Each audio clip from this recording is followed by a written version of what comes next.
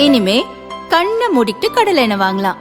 ஏன்னா மந்த்ரா கடலை எண்ணெய் இதயத்தின் தயாரிப்பு. வறுக்க பொரிக்க ஏன் எல்லா சமையலுக்கும் மந்த்ரா தான். மந்த்ரா கடலை எண்ணெய், அபார ருசி, ஆரோக்கியமான உடல் நலம்.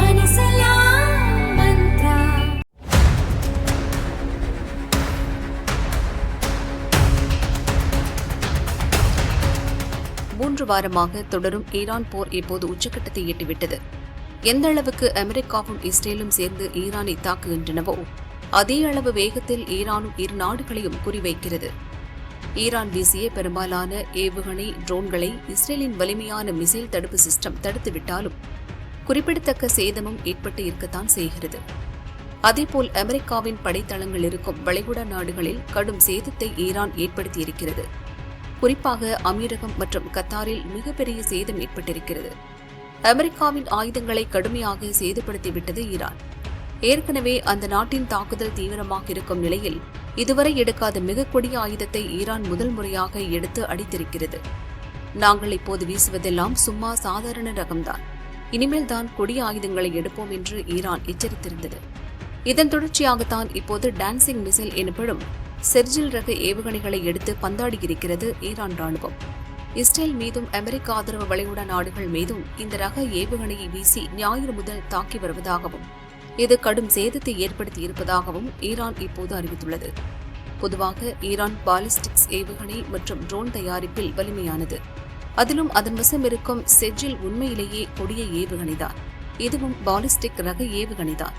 இதில் இருக்கும் முக்கிய வேறுபாடு எரிபொருள்தான். பொதுவாக மற்ற ரக ஏவுகணைகளை எல்லாம் திரவ எரிபொருளை நிரப்பி பறக்க வைக்கிறது ஈரான். ஆனால் செஜில் ரக ஏவுகணையில் திட எரிபொருளை பயன்படுத்துகிறது. அதுவும் 2 அடுக்குகளாக திட எரிபொருள் நிரப்பப்படுகிறது. இதனால் தான் மற்ற ஏவுகணைகளை விட இதன் வேகம் வெறித்தனமாக இருக்கிறது.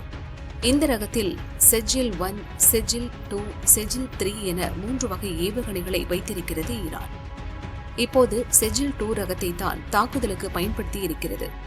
இந்த ரக ஏவுகணைகளால் மணிக்கு 6000 முதல் 10,000 கிலோமீட்டர் வேகம் வரை பறக்க முடியும்.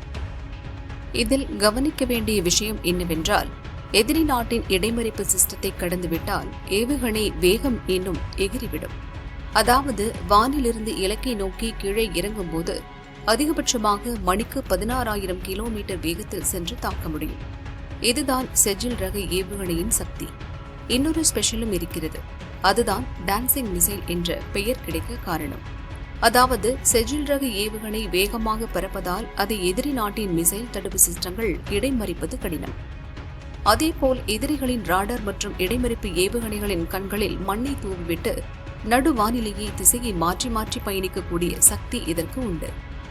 இப்படி நடுவானிலேயே திசையை மாற்றி மாற்றி சென்று இலக்கை துல்லியமாக தகர்ப்பதால் தான் இதற்கு டான்சிங் மிசைல் என்ற பெயர் வந்தது. அயன் டோம் போன்ற சக்தி வாய்ந்த ஆன்டி மிசைல் சிஸ்டம் வைத்திருக்கும் இஸ்ரேலால் கூட இதை வானிலேயே இடைமறிப்பது கடினமான காரியம் என்கிறது ஈரான். எனவேதான் செஜில் ரக ஏவுகணை மிகவும் கொடிதாக பார்க்கப்படுகிறது. இந்த ஏவுகணை 18 மீட்டர் நீளம் கொண்டது. 500 முதல் 1500 கிலோ வெடிமருந்தை சுமந்து செல்ல முடியும். எரிபொருள் நிரப்பிய பிறகு இந்த ஏவுகணையின் எடை 23,000 கிலோ வரை இருக்கும். அதிகபட்சமாக 2000 முதல் 2500 கிலோமீட்டர் தூரத்தில் உள்ள இலக்குகளை கச்சிதமாக தாக்க முடியும். அதாவது இஸ்ரேலையும் வளைகுடாவில் அமெரிக்க படைத்தளங்கள் இருக்கும் பகுதிகளையும் எளிதாக தாக்க முடியும். அதேபோல் திரவ வகை ஏவுகணைகளை ஏவ வேண்டுமென்றால் முன் தயாரிப்பு வேண்டும். அதற்கே நீண்ட நேரம் தேவைப்படும். ஆனால் செர்ஜில் ரக ஏவுகணையை மிக எளிதில் ஏவிவிடலாம். வாகனங்களில் இருந்தும் எளிதாக ஏவ முடியும். செஜில் ரக ஏவுகணையை ஈரான் எடுத்திருப்பதன் மூலம் போர் புதிய அத்தியாயத்தில் நுழைந்திருக்கிறது. இருப்பினும் இந்த ரக ஏவுகணையை ஈரான் வீசுவது இது முதல் முறையில்லை. கடந்த ஆண்டு நடந்த 12 நாள் போரிலும் இதை ஈரான் பயன்படுத்தியது. இஸ்ரேல் மீது சரமாரியாக வீசியது. பெரிய பாதிப்பு இல்லை என்றாலும் சில இடங்களில் அயன் டோமை தாண்டி இலக்கை எடுத்தது செர்ஜில்.